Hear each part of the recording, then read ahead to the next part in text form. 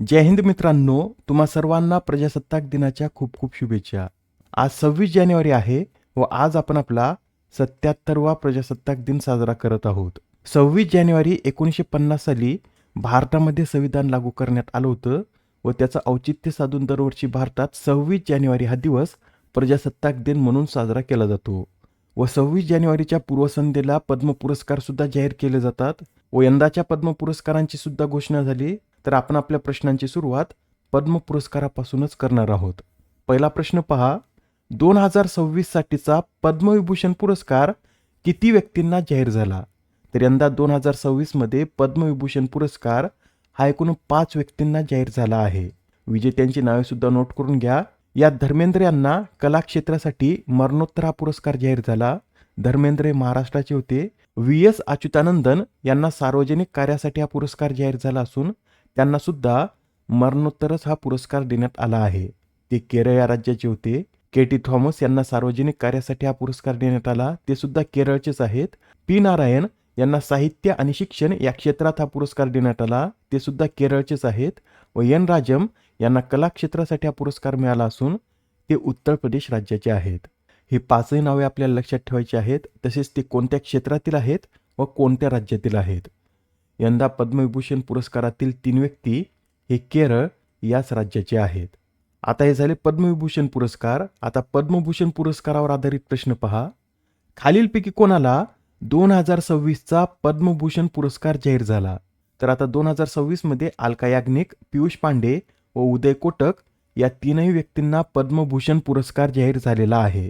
म्हणजे या प्रश्नाचं उत्तर काय असेल? तर पर्याय क्रमांक 4 हे या प्रश्नाचं उत्तर आहे. मित्रांनो, यंदाचा पद्मभूषण पुरस्कार हा 13 व्यक्तींना जाहीर झाला आहे व यातील हे 3 नावे का महत्त्वाची आहेत? तर हे तीनही व्यक्ती महाराष्ट्रीयन आहेत. या पुरस्कारामध्ये अलका याग्निक आणि पियुष पांडे यांना हा पुरस्कार कला क्षेत्रासाठी देण्यात आला, तर उदय कोटक यांना व्यापार व उद्योग या क्षेत्रासाठी हा पुरस्कार देण्यात आला आहे. यापैकी पियुष पांडे यांना मरणोत्तर हा पुरस्कार जाहीर झाला. इतर जे 10 विजेते आहेत त्यांची नावे सुद्धा आपण पाहून घेऊया. पहा, उत्तराखंडचे भगतसिंग कोश्यारी यांना सुद्धा हा पुरस्कार जाहीर झाला आहे. भगतसिंग कोश्यारी हे महाराष्ट्राचे माजी राज्यपाल आहेत व त्यांना सार्वजनिक कार्यासाठी हा पद्मभूषण पुरस्कार जाहीर झाला आहे. तसेच तामिळनाडूच्या कल्लीपट्टी रामासामी यांना औषध क्षेत्रासाठी हा पुरस्कार देण्यात आला.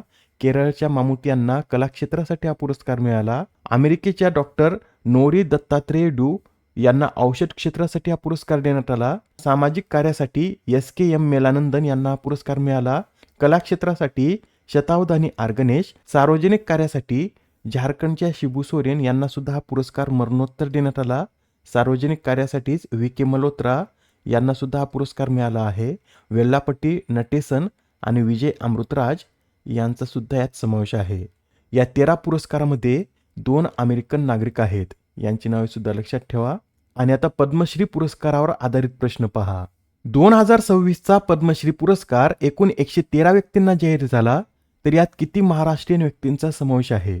या प्रश्नाचं योग्य उत्तर आहे पर्याय क्रमांक 2. म्हणजेच या 113 व्यक्तींपैकी 11 व्यक्ती हे महाराष्ट्रीयन आहेत. या 11 मध्ये रोहित शर्मा यांचा देखील समावेश आहे. लक्षात ठेवा, 2026चा पद्मश्री पुरस्कार रोहित शर्मा यांना देखील जाहीर झाला आहे. इतर जी 10 नावे आहेत ती सुद्धा आपल्याला लक्षात ठेवायची. यात आर्मिंडा फर्नांडिस यांना वैद्यकीय क्षेत्रासाठी हा पुरस्कार देण्यात आला.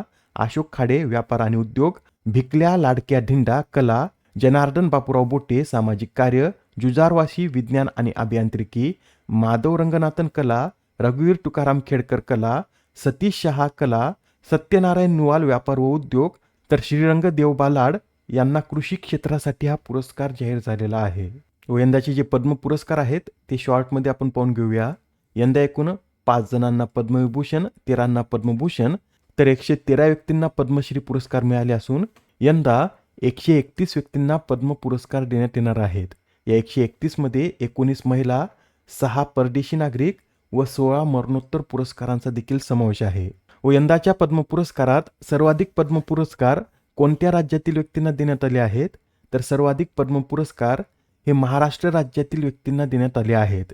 यंदाच्या या पद्म पुरस्कारामध्ये एकूण 15 महाराष्ट्रीयन व्यक्तींचा समावेश आहे. महाराष्ट्रानंतर यात 13 व्यक्तींसह तामिळनाडू आहे, तर 11 व्यक्तींसह उत्तर प्रदेश व पश्चिम बंगाल हे 3ऱ्या स्थानावर आहेत. ठीक आहे, एवढी सर्व माहिती तुमच्या लक्षात आली असेल. आता हा प्रश्न पहा. इराणमधील भारतीय नागरिकांना परत आणण्यासाठी भारताने कोणते ऑपरेशन राबवले? तर आता इराणमधील भारतीय नागरिकांना परत आणण्यासाठी भारताने ऑपरेशन स्वदेश राबवलेला आहे. मित्रांनो, इराणमध्ये सध्या खूप अस्थिर परिस्थिती आहे. तेथे रस्त्यावर हिंसक निदर्शने करण्यात येत आहेत. त्यासाठीच भारत सरकारने इराणमधून आपल्या नागरिकांना परत आणण्यासाठी ऑपरेशन स्वदेश राबवलेला आहे. याआधी जून 2025 मध्ये सुद्धा इराण इस्रायल युद्धाच्या वाढत्या तीव्रतेनंतर भारताने भारतीय नागरिकांना बाहेर काढण्यासाठी ऑपरेशन सिंधू राबवलं होतं व 2026 मध्ये आता ऑपरेशन स्वदेश राबवलेला आहे. महत्त्वाचा प्रश्न आहे, येणाऱ्या एक्झाममध्ये निश्चित विचारण्यात येईल. तर लक्षात ठेवा, इराणमधील भारतीय नागरिकांना परत आणण्यासाठी भारताने ऑपरेशन स्वदेश राबवलं. Next question. भारतातील पहिले एकात्मिक खाजगी उपग्रह उत्पादन युनिट कोणत्या राज्यात निर्माण करण्यात येत आहे? तर आता भारतातील पहिले एकात्मिक खाजगी उपग्रह उत्पादन युनिट हे गुजरात या राज्यात निर्माण करण्यात येत आहे. गुजरातमध्ये कोठे?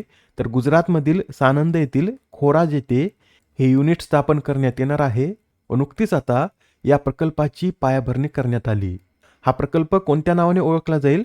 तर पाल्मारो या नावाने हा प्रकल्प ओळखला जाईल व हा प्रकल्प आजिस्टा स्पेस लिमिटेड या कंपनीद्वारे स्थापन करण्यात येत आहे. याआधी ज्या प्रथमच घटना घडल्यात त्या आपण एकदा रिवाईज करून घेऊया. तर पहा, भारतातील पहिला खुल्या समुद्रातील सागरी मत्स्यपालन प्रकल्प अंदमान आणि निकोबार येथे स्थापन करण्यात आला.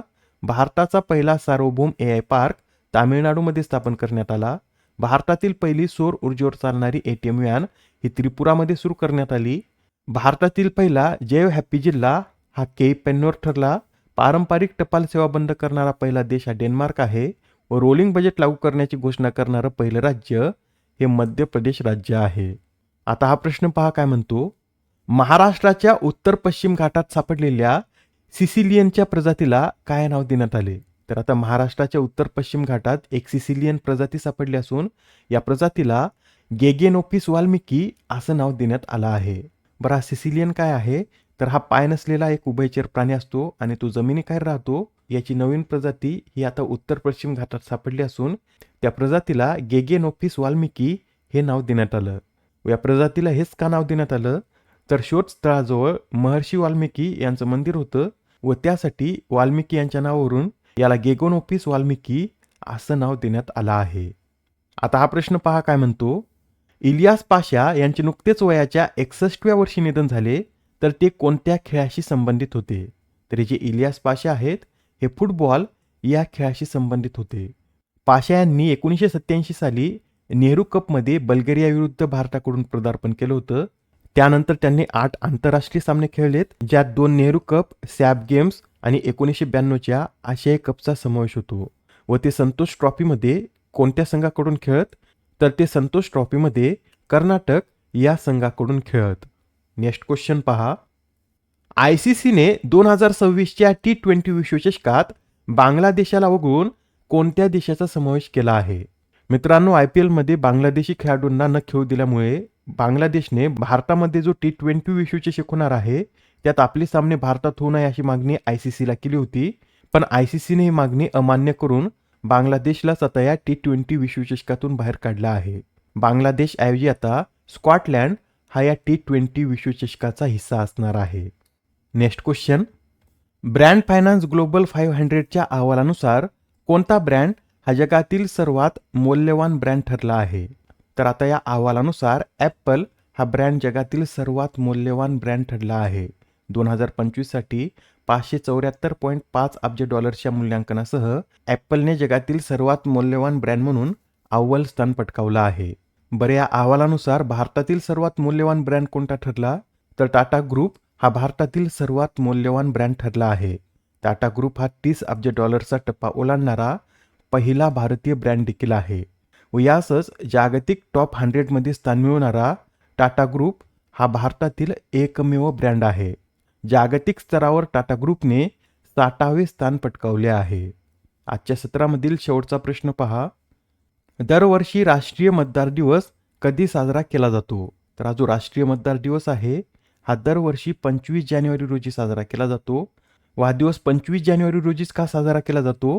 तर 25 जानेवारी 1950 साली भारतीय निवडणूक आयोगाची स्थापना करण्यात आली होती व या दिनाच्या स्मरणार्थ 2011 पासून 25 जानेवारी हा दिवस राष्ट्रीय मतदार दिन म्हणून साजरा केला जात आहे. यंदाची या दिनाची थीम नोट करून घ्या. माय इंडिया माय वोट अशी या वेळेसची या दिनाची थीम आहे. या आधीच्या सत्रात तुमच्यासाठीचा प्रश्न होता, न्यूम्बिओ सेफ्टी इंडेक्स 2026 रँकिंगनुसार कोणतं शहर हे भारतातील सर्वात सुरक्षित शहर ठरलं? या प्रश्नाचं उत्तर आहे पर्याय क्रमांक 4 म्हणजेच मंगळुरू हे भारतातील सर्वात सुरक्षित शहर ठरलं आहे. मंगळुरू हे कर्नाटक राज्यातील शहर असून जागतिक स्तरावर या शहराने 46वा क्रमांक पटकावला आहे. बरं, जगातील सर्वात सुरक्षित शहर कोणतं ठरलं? तर चीनमधील किंगदाओ हे जगातील सर्वात सुरक्षित शहर ठरलं आहे. आजच्या सत्रामधील तुमच्यासाठीचा प्रश्न पहा. 2026 साठीचा वैयक्तिक श्रेणीतील सुभाषचंद्र बोस आपदा प्रबंधन पुरस्कार कोणाला जाहीर झाला? आता या प्रश्नाचं उत्तर कमेंटमध्ये देण्याचा प्रयत्न करा.